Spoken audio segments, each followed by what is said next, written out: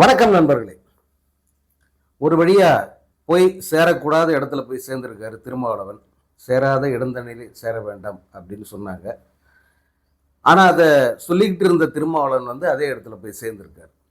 மிக கடுமையான எதிர்வினைகள் சமூக வலைதளங்கள் மட்டும் இல்லை, சமூகத்திலிருந்தே கிளம்பியிருக்கு.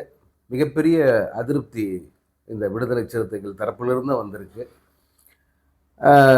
பலர் அதாவது இந்த கட்சியே இரண்டா உடையும் அதிலிருந்து பல முக்கிய நிர்வாகிகள் வெளியே வருவதற்கு வாய்ப்பு இருக்குது அப்படிலாம் இந்த தேர்தல் முடிவு வந்த நாள்லேருந்து சொல்லிக்கிட்டு இருக்காங்க. அது அநேகமாக நடப்பதற்கு வாய்ப்பு இருக்குது அப்படின்னு சொல்கிறாங்க.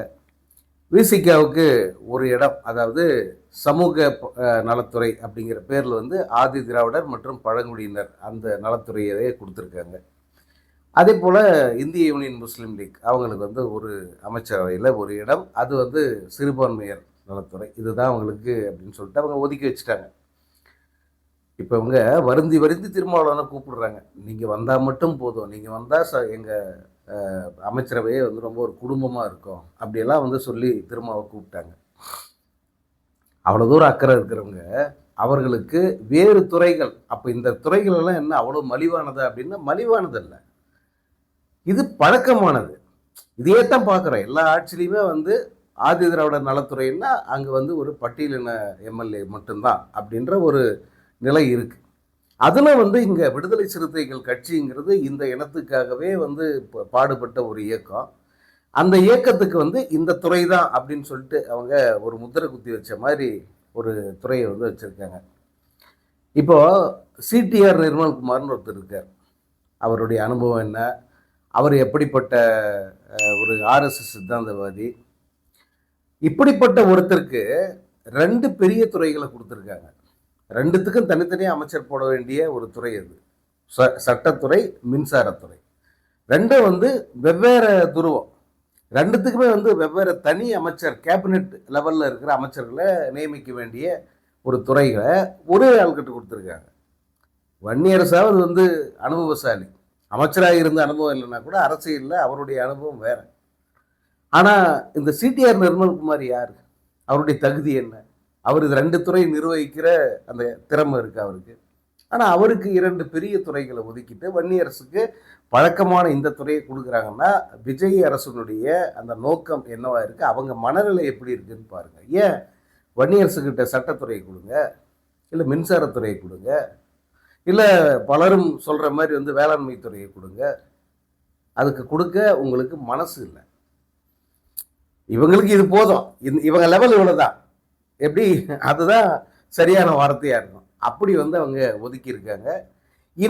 இன்னைக்கு அந்த பதவியேற்பு விழா பார்த்தீங்கன்னா இன்றைக்கும் வழக்கம் போல் தமிழுக்கு 3வது இடம் தான். முதலிடத்தில் வந்தே மாதரம், 2வது இடத்தில் தேசிய கீதம், அப்படி அவங்க கொண்டு போயிட்டாங்க. இந்த ஊரில் எல்லாம் ஒரு வழக்கம் இருக்கும். இந்த ஒரு ஒரு எருது காளை எதுக்கும் கட்டுப்படாமல் தன்னிச்சப்படி நடந்துகிட்டு இருக்கோம். இந்த காளையை கொண்டு பழக்குவாங்க. எதுக்கு? உழவுக்கு பழக்குவாங்க. எப்படி பழக்குவாங்கன்னா அடித்து அடித்து அடித்து அந்த அடி அவளுக்கு பழகி போயிடும். ஆமாப்பா, இப்படி இந்த நிகழ்ச்சி இனிமேட்டு இப்படித்தான் அப்படின்ற மனநிலை அந்த மாட்டுக்கு வந்துடும். இனி இப்படி தான் நம்ம வாழ்க்கை, இந்த நிலத்தை உள்றது, ஏர் ஓட்டுறது, இவ்வளோதான் நம்ம வாழ்க்கை அப்படின்னு அது மெல்ல மெல்ல மெல்ல பழகிக்கும். இப்போ தமிழ்நாட்டு மக்களையும் தமிழ்நாட்டினுடைய அந்த நினைப்பையும் அப்படி மாத்துறதுல சக்சஸ் ஆயிடுச்சுன்னு தான் நினைக்கிறேன். முதல்ல நீங்கள் முதல்வர் பதவியேற்பு விழாவில் தமிழுக்கு 3வது இடமா அப்படின்னு கொந்தளிச்சாங்க. அதுக்கு அடுத்து நிகழ்ச்சி, அடுத்து அமைச்சர் பதவியேற்பு விழா, அதுலேயே தமிழுக்கு 3வது இடம் தான். லேசான முணுமுணுப்பு. இன்னைக்கு தமிழுக்கு 3வது இடம் தான். இன்னைக்கு முணுமுணுப்பு கூட இல்லை. இப்போ இந்த ஊடகங்களில் விவாதங்கள் நடக்குது, அதில் கூட அது விவாதிக்கப்படவே இல்லை. அவங்க ஒரு நியூஸ் கார்டு மட்டும் போட்டாங்க, தமிழுக்கு 3வது இடம் தான் அப்படின்னு சொல்லிட்டு. ஏன்னா பழகி போச்சு, இந்த மனநிலை மெல்ல மெல்ல இதற்கு பழகி போச்சு. இனிமேட்டு ஆளுநர் மாளிகை அல்லது ஆளுநர் இடம்பெறுகிற நிகழ்ச்சி எதுவாக இருந்தாலும் இதுதான் புரோட்டோக்கால் அப்படிங்கிறத அவங்க பழக்கிட்டாங்க. இதைத்தான் ஆர்.என். ரவி வலியுறுத்தினாரு. இதைத்தானே ஆர்.என். ரவி அப்படியே உடம்பு புடியாக பிடிச்சிக்கிட்டு இருந்தார், வழிநடப்பு பண்ணார் சட்டமன்றத்தை. அப்போ நாளைக்கு சட்டமன்றத்துக்கு ஆளுநர் உரையாற்ற வருவார். அப்படி வரும்போது என்ன நடக்கும்? ஆளுநர் புரோட்டோக்கால் இதுதான் அப்படின்வாங்க. ஸோ இதைத்தான் பாஜக எதிர்பார்த்தது. இதைத்தான் பாஜக எதிர்பார்த்தது. இது நடக்கணும் அப்படிங்கிறத வந்து அவங்க பிடிவாதமா இருந்தாங்க. ஆனா திமுக இருக்கிற வரைக்கும் அது நடக்காது.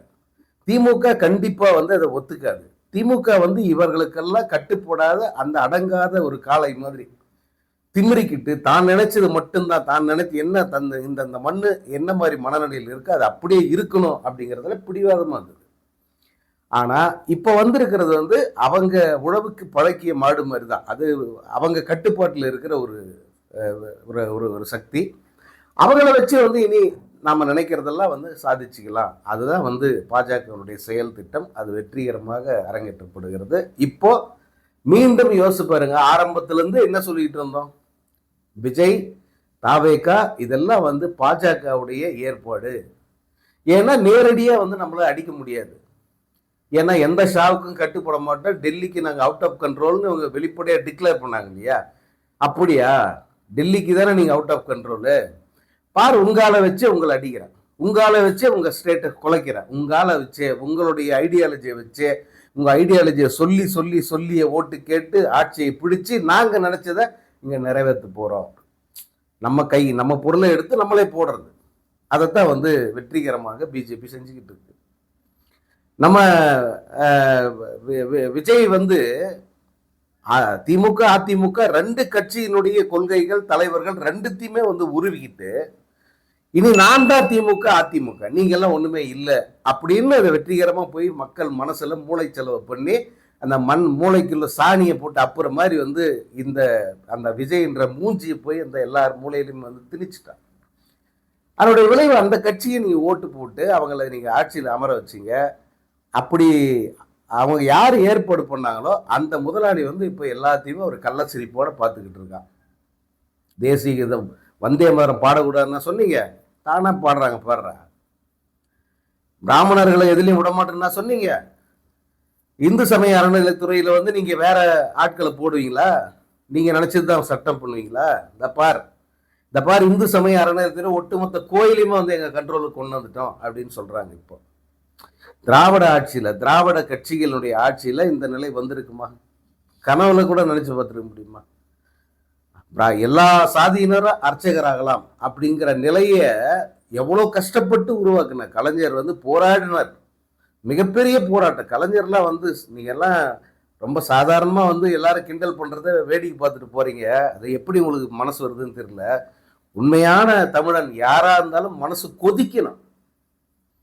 கலைஞரை வந்து இழிவுபடுத்திட்டு போறவனை பார்க்கும்போது மனசு கொதிக்கணுங்க. இந்த அனைத்து சாதியினரும் அர்ச்சகராகலாம், பெண்கள் அர்ச்சகராகலாம், இப்படியெல்லாம் வந்து போராடினார் அந்த மனிதர். அவர் போராடிய காலகட்டத்தில் எப்படிப்பட்ட ஜாதி வெறி இங்க தலை விரிச்சு ஆடுச்சு. அதை மீறி, பிராமண ஆதிக்கத்தை மீறி அங்க வந்து எல்லா ஜாதிக்காரனும் அர்ச்சகரா, ஒரு தாழ்த்தப்பட்ட ஒரு ஒரு இளைஞன் கூட அர்ச்சகராகலாம் அப்படின்ற ஒரு நிலையை அவர் கொண்டு வந்து அதை மு.க. ஸ்டாலின் அமல்படுத்தினார். மு.க. ஸ்டாலின் அமல்படுத்தினார். அவங்களால தாங்க முடிஞ்சுதா? என்ன விலை கொடுத்தாலும் பரவாயில்ல, தமிழ்நாட்டை திராவிட கட்சி மட்டும் ஆட்சியில் இருக்கக்கூடாது. அதாவது மு.க. ஸ்டாலின் இருக்கக்கூடாது, மு.க. ஸ்டாலின் ஆட்சி இருக்கக்கூடாது அப்படிங்கிறத வந்து அவங்களுடைய ஒரே செயல் திட்டமா இருந்தது. அதற்கு திமுகவினுடைய கொள்கை, திமுகவினுடைய தலைவர்கள் அவங்களையே நீ வந்து சுவீகரிச்சுக்க, அந்த கொள்கையிலே நீ வந்து இன்னும் வலுவா சொல்லு. அவங்க இல்லடா நாங்க தான், அவங்க எல்லாம் வந்து அண்ணாவினுடைய கொள்கையை கைவிட்டுட்டாங்க, பெரியார் கொள்கையை கைவிட்டுட்டாங்க, நான் தான் உண்மையான பெரியார், நான் தான் உண்மையான அண்ணா வாரிசுன்னு நீ வந்து முடங்கு. எல்லா இடத்துலையும் வந்து பெரியாரின் பேரனே, அண்ணாவின் தம்பி அப்படின்ற பாட்டை போட்டு போட்டு போட்டு நாங்க தான் மாற்று, எங்களை நீங்க தேர்ந்தெடுங்கன்னு சொல்லி கொண்டு வாங்க, நீங்க வந்துருங்க, வந்த பிறகு எங்களுடைய செயல் திட்டத்தை அமல்படுத்துங்க அப்படின்னு வந்து மேலிடத்திலிருந்து வந்த அந்த உத்தரவை சிறமேற்கொண்டு சரியா செய்கிறார் விஜய். இந்து சமய அறநிலைத்துறை வந்து திமுக ஆட்சியில் அது எப்படி இருந்தது, என்ன மாதிரி செயல்பட்டதுங்கிறது எல்லாருக்குமே தெரியும். சேகர்பாபு மேல பல விமர்சனங்கள் இருந்தாலும் அந்த துறை எப்படி செயல்பட்டது, முதல் முறையா இந்து சமய அறநிலைத்துறை சார்பா பள்ளிகள் கல்லூரிகள் கட்டப்படுது. உண்மையான கோயில்ன்றது இது கல்விச்சாலை தான் உண்மையான கோயில். இந்த கோயில் மூலம் வர்ற பணத்தை வச்சுக்கிட்டு இன்னொரு கோயிலை உருவாக்குறான்.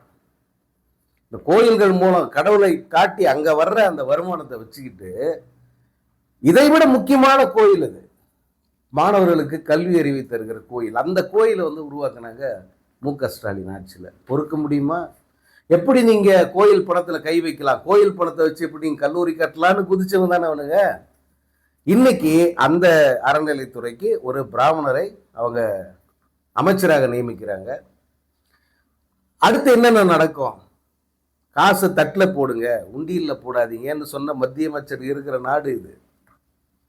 அனைத்து ஜாதிகாரங்களும் எப்படி அர்ச்சகராகலாம் அப்படின்னு கேட்ட மத்திய அமைச்சர் இருக்கிற நாடு இது. அடுத்து என்னென்னலாம் அந்த இந்து சமய அறநிலைத்துறையில் நடக்கும், எப்படியெல்லாம் வந்து கோயில் நிலங்கள் பறிபோகும், எப்படியெல்லாம் வந்து கோயிலுக்கு சொந்தமான சொத்துக்களை அவர்களுக்கு சாதகமான நபர்களுக்கு இவங்க ஒதுக்குவாங்க. அதையெல்லாம் வந்து நான் காஞ்சிபுரத்திலேயே இருந்தவன். காஞ்சிபுரம் கோயில்கள் அத்தனை கோயில்களையும் பற்றி கட்டுரையாக எழுதி தள்ளியிருக்கோம். ஒவ்வொரு கோயிலுக்கும் எவ்வளவு நிலங்கள் அந்த நிபந்தமாக கொடுத்துருந்தாங்க, அந்த அந்த நிலங்களை வந்து எப்படியெல்லாம் வந்து முறைகேடாக அவங்க பயன்படுத்தினாங்க, திரும்ப மீட்க முடியாமல் எப்படியெல்லாம் வந்து அந்த நிலங்கள் இருக்குங்கிறதெல்லாம் வந்து எழுதினேன். ஒரே ஒரு சாம்பிள் சொல்கிறேன். காஞ்சிபுரத்தில் வரதராஜ பெருமாள் கோயில் ரொம்ப ரொம்ப புகழ்பெற்றது, எல்லாருக்கும் தெரியும். அந்த கோயிலுக்கு சொந்தமான நிலம் எவ்வளோ தெரியுமா? கோயிலுக்கு சொந்தமான நிலம், கோயிலுக்கு வருமானம் அதுலேருந்து வரணும். சோழர்கள் காலத்தில், பல்லவர்கள் காலத்தில் அப்படி விடப்பட்ட அந்த நிலம் எவ்வளோன்னா 4000 ஏக்கருக்கு மேலே. நம்ப முடியுது அவங்களால? 4000 ஏக்கருக்கு மேலே ஒரே கோயிலுக்கு அதை வந்து அவங்க வருமானத்துக்காக வந்து விட்டுருக்காங்க. சரி, அந்த நிலம்லாம் எங்கே இருக்குன்னா எங்கே இருக்குன்னே தெரியல. ஏன்னா அந்த நிலங்கள் எல்லாம் பத்திரமா இருக்கு, ஆனால் பத்திரமா இருக்கான்னு தெரியல, யாருக்கிட்ட இருக்குன்னு தெரியல, இன்னும் மீட்கப்படலை. இப்போ சேகர்பாபு வந்த பிறகு கூட அந்த நிலங்கள்லாம் பெருசாக மீட்கப்படலை. இந்த கடைகள் அது இதுன்னு இருக்கிறத மட்டும் முறைப்படுத்தி இருப்பாங்க. மற்றபடி அந்த நிலங்கள் வெவ்வேறு பகுதியில், வெவ்வேறு ஊர்களில். இப்போ பழைய சேவரம்னு ஒரு ஊருக்கு, காஞ்சிபுரத்தில் இருக்கிற கோயிலுக்கு பழைய சேவரத்தில் நிலம் இருக்குது, காஞ்சிபுரத்தில் இருக்கிற கோயிலுக்கு தேரம்பாக்கன்ற ஊரில் நிலம் இருக்குது. ஆனால் அந்த நிலங்கள் எல்லாம் கையகப்படுத்தப்பட்டதான்னா இப்படித்தான் வந்து இந்து சமய அறநிலையத்துறை வந்து மிஸ்யூஸ் பண்ணிக்கிட்டு இருந்தாங்க. கொஞ்சம் கொஞ்சமாக அதை சீர்படுத்தணும்னு சொல்லிட்டு இவங்க வந்து பண்ணாங்க. இப்போ திரும்ப வந்து அது அப்படியே பேக் டு த பழைய மாதிரியே வந்து அது மாறப்போகுது. ஸோ இப்படி இந்த மாற்றத்தை தான் வந்து பாஜக எதிர்பார்த்து. அடுத்து பார்த்தீங்கன்னா இன்னொரு பிராமண அமைச்சரை நியமிச்சிருக்காங்க. அவர்கிட்ட தான் கல்வித்துறை போகும்னாங்க. இப்போ போனால் பிரச்சனை ஆகிடுன்னு சொல்லிட்டு இப்போதைக்கு அவரை ரேஷன் கடைக்கு சொந்த இந்த பொது விநியோகத்துறை அதுக்கு வந்து போட்டிருக்காங்க.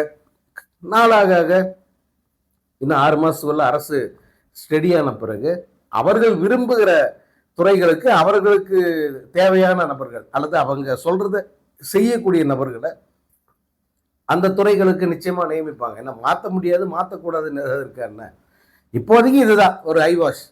அதுக்கப்புறமா வந்து கல்வித்துறையில் அவங்களுக்கு அந்த என்ன பேர் புதிய கல்விக் கொள்கை அதை அமல்படுத்தக்கூடிய நபரை போடுவாங்க. இந்து சமய அறநிலைத்துறைக்கு இந்த மாதிரி எங்கே போட்டாங்களோ அது போல், அதே போல் ஒவ்வொரு துறையிலும் வந்து அவங்களுக்கு தேவையான நாட்களில் போடுவாங்க. நிதித்துறையை நிர்வகிக்கிறது யாருன்னு பாருங்க. எப்பேற்பட்ட ஒரு உத்தமரை கொண்டு வந்து நிதித்துறை நிர்வகிக்க போட்டிருக்காங்க. மரிய வில்சன், ஜேபிஆர் மருமக, சத்யபாமா கல்லூரி சொந்தக்காரர். இதில் இவங்க நியமிச்சிருக்கிற அமைச்சர்கள் இருக்காங்களே, அதில் 17 பேர் மீது குற்ற வழக்குகள், கிரிமினல் கேஸ். அது கடுமையான குற்ற வழக்குகள், சாதாரண குற்ற வழக்குகள் இல்லை, கடுமையான குற்ற வழக்குகள் இருக்கு அந்த 17 பேர் மீதும். இப்போ இந்த பதவி, இந்த வாய்ப்பு மக்கள் கொடுத்ததுனால வந்து என்ன இருக்குன்னா, அவங்களுக்கு ஒரு வாஷிங் மிஷின் கிடைச்ச மாதிரி. இந்த கவர்மெண்ட்டுங்கிறது ஒரு வாஷிங் மிஷின். இந்த வாஷிங் மிஷினுக்குள்ளே போய் வெளியே வந்துட்டா அந்த வழக்குகள் நீர்த்து போயிடும் அல்லது இல்லாமல் போயிடும். அவ்வளோதான். நீர்த்து போகிறதுனா தண்டனை குறைவு, இல்லாமையும் பண்ண முடியும். தாராளம். இப்போ கரூர் கேஸ் எப்படி இல்லாமல் பண்ண, 42 பேர் செத்ததை யாராவது பேசுகிறாங்களா? யாராவது ஒருத்தராக பேசுகிறாங்களா? இவ்வளோ தூரத்துக்கு, அதாவது எவ்வளவு கொந்தளிச்சிருப்பாங்க இந்த பத்திரிகையாளர்கள் அல்லது அரசியல் விமர்சகர்கள், எவ்வளோ கொந்தளிச்சிருப்பாங்க. இன்னைக்கு முதல்வரா விஜய் வந்து உட்கார்ந்த பிறகு, அதாவது மே 4ஆம் தேதி தேர்தல் முடிவு வெளிவந்ததுலேருந்து கரூர் வழக்கை பற்றி யாரும் பேசுறதே இல்லை. அந்த கேஸ் எப்படி போவோம், திரும்ப சிபிஐ விசாரணை வருமா, முதல்வர் ஆயிட்டாரா, இவர் விசாரணைக்கு போவாரா, யாரும் பேசுறதே இல்லை. சங்கீதா விவாகரத்து வழக்கு என்னாச்சு, யாரும் பேசுறதே இல்லை. இதுதான் இந்த அரசு அப்படிங்கிறது இவங்களுக்கு கொடுக்குற பாதுகாப்பு கவசம். அது ரொம்ப வசதியாக அவங்களுக்கு வந்து கிடைச்சிருக்கு. இனி தமிழ்நாடு முழுக்க வந்து இனிமேட்டு வந்து மின்வெட்டு அப்படிங்கிறது ரொம்ப சாதாரணமாக ஜனங்க வந்து அனுபவிப்பாங்க. இந்த அரசு பொறுப்பேற்று 10 நாள் 12 நாள் ஆயிடுச்சு. இந்த 12 நாளில் மட்டும் 35 கொலைகள் நடந்திருக்கிறதா புள்ளி விவரம் சொல்லுது. நான் சொல்லலை இதை, இது செய்தியாகவும் வந்தது. புள்ளி விவரம் சொல்கிறது 35 கொலைகள் நடந்திருக்கு, 30 கொள்ளை சம்பவங்கள், திருட்டு சம்பவங்கள் நடந்திருக்கு, 9 பாலியல் சீண்டல்கள், பாலியல் பலாத்காரங்கள் நடந்திருக்கு. நான் நேற்று சொல்லும்போது 7, இன்னைக்கு 9. இப்படி தினமும் வந்து மிகப்பெரிய அளவில் சட்டம் ஒழுங்கு சீர்கெட்டு போய் பெண்களுக்கு பாதுகாப்பற்ற நிலைங்கிறது உண்மையில இப்பதான். ஆனா இனி வரும் நாட்கள்ல, அதுவும் குறிப்பா இன்னும் ஒரு 3-4 மாதங்களுக்குள்ள இங்கு தமிழ்நாட்டில் அரங்கேறவிருக்கிற குற்றங்கள், கொள்ளைகள் வந்து மிக பெருசா இருக்கும் அப்படின்னு சொல்றாங்க. எதனாலன்னா, ஒரு புது அரசு பதவியேற்றிருக்கு, பதவிக்கு வந்திருக்கிற அமைச்சர்கள் எல்லாம் வந்து இன்னபிலிட்டி அல்லது இவங்களுடைய திறமை என்னன்னு யாருக்குமே தெரியாது. இவங்க எந்த அளவுக்கு கண்ட்ரோலா இருப்பாங்க, அதிகாரிகளை இவங்க கண்ட்ரோல் வச்சுப்பாங்களா அல்லது அதிகாரிகள் கண்ட்ரோல்ல இவங்க இருப்பாங்களான்றது இன்னும் தெரியாது. ஸோ இந்த மாதிரி ஒரு இன்ஸ்டபிலிட்டி இருக்கிற ஸ்டேஜில் அதிகமான அந்த குற்றங்கள் நடக்கும் அப்படின்றாங்க. அந்த எதனாலன்னா பழைய பகைகள் இருக்கும். இப்போதான்டா சரியான டைம், இப்போ வச்சு தீர்த்திடலாம்டா, எல்லாத்தையும் இப்போ முடிச்சிடலாம்டா அப்படின்ற அந்த நீண்ட கால திட்டமிடலோடு இருக்கிற குற்றவாளிகள் எல்லாம் அதை அரங்கேற்றுவதற்கு சரியான நேரமாக இதைத்தான் எடுப்பாங்கன்றாங்க. ஸோ அரசு பதவியேற்ற உடனே தான் எப்படி இரும்பு கரம் கொண்டு எல்லாத்தையும் ஒடுக்குவேன் அப்படிங்கிறத வெளிப்படையாக அறிவிக்க வேண்டிய நேரம். ஆனால் விஜய் இதுவரைக்கும் ஒரு விஷயத்துக்காக கூட வாயே திறக்காமல் இருக்கப்பல. சரி, செய்தியாளர்களை சந்திக்க வேணாம், உங்களுக்கு செய்தியாளர் சந்திப்பு பிடிக்காது, அதை சந்திச்சு ஆகணுமா, அது என்ன கட்டாயமானு கேட்குறீங்க. ஒரு வீடியோ எடுத்து வெளியிடுங்க, வீடியோவில் பேசி. முன்ன மு.க. ஸ்டாலின் அவர்கள் அடிக்கடி இதை செய்வார், வீடியோவில் பேசுவார், மக்கள்கிட்ட நேரடியான உரையாடல் மாதிரி. அதே போல ஒரு எச்சரிக்கை கொடுங்க. இவ்வளவு விமர்சனங்கள் இருக்கு, எந்த அரசும் தமிழ்நாட்டில் பதவிக்கு வந்த 2 வாரங்களில் இவ்வளவு விமர்சனங்கள், இவ்வளவு எதிர்மறையான விமர்சனங்கள் வந்து சந்திச்சதே இல்லை. அதுலயும் முன்ன மு.க. ஸ்டாலின் அரசு பதவியேற்ற பிறகு ஒரு ஓராண்டு இல்லை, 2 வருஷம் வரைக்கும் கூட வந்த விமர்சனமே இல்லாமல் தான் போயிட்டு இருந்தது. எதிர்கட்சி தலைவர் பேசுவதை தவிர மற்றபடி பொதுமக்கள் தரப்புல இருந்தோ மீடியா தரப்புல இருந்தோ விமர்சனமே இல்லை அந்த அரசு மீது. ஏன்னா அவ்வளவு எல்லாமே வந்து சிறப்பான திட்டங்கள். இவங்கெல்லாம் கேட்கறதுக்கு முன்னையே, யோசிக்கிறதுக்கு முன்னையே வந்து நல்ல திட்டங்களாக அவங்க வந்து செயல்படுத்துனாங்க. அதே போல் எல்லா துறைகளுக்குமே வந்து அவங்க சரியான ஒரு வார்னிங் கொடுத்துக்கிட்டே இருந்தாங்க. குறிப்பாக காவல்துறையை வந்து ஆரம்பத்திலேருந்தே, காவல்துறை மக்களுக்கு சாதகமாக இப்படி நடந்துக்கணும், மக்கள்கிட்ட கனிவாக இருக்கணும், இவரெல்லாம் சொல்லியே வந்து காவல்துறை இப்படி தான் நடந்தது.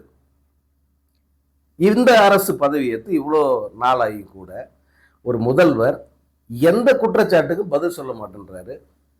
எந்த ஒரு துறைக்கும் வந்து ஒரு உத்தரவுன்னா கடுமையான இந்த மாதிரி சட்டம் ஒழுங்கு கடுமையாக ஃபாலோ பண்ணுங்க, இந்த மாதிரி குற்றங்கள் நடக்கக்கூடாது, 0 கிரைம் அப்படிங்கிறத என்ஷூர் பண்ணுங்க, இது எல்லாம் வந்து சொல்லணும். அவர் இது வரைக்கும் சொல்லலை. அவர் ஆட்சி மீது இவ்வளோ குற்றச்சாட்டு வைக்கப்படுது, பதவிக்கு வந்து இவ்வளோ சீக்கிரம் இதெல்லாம் நடக்குதப்பா அப்படின்ட்டு, அதற்கும் பதில் இல்லை.